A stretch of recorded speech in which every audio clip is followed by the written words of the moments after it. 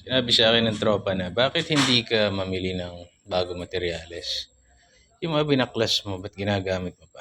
Bakit bumubuo ka ng bago? Gamit naman, luma. Sabi ng tropa ko, tama din naman at lahat naman ng narinig ko namang gagawa,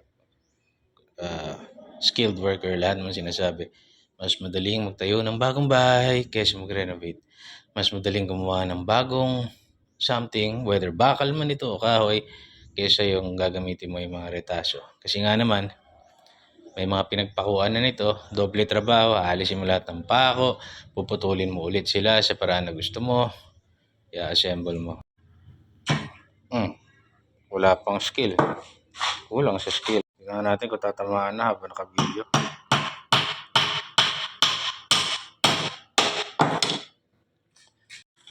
Sabi pa ng tropa, hindi mo naman profession yan.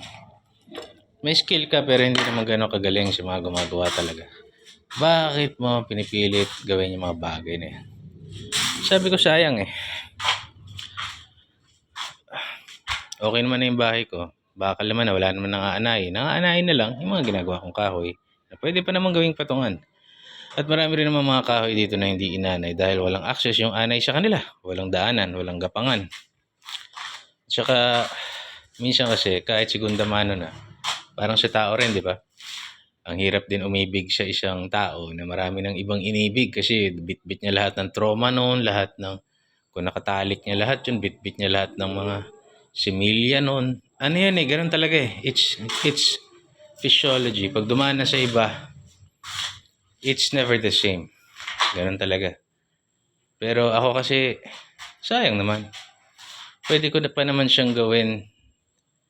Pwede pa naman siya maging kapaki-pakinabang. May value pa rin naman siya. At baka nga mas may value pa siya sa bago eh. Alam mo kung bakit? Kasi dumaan na siya sa pagsubok. Tested mo na yun, nagmagana yun.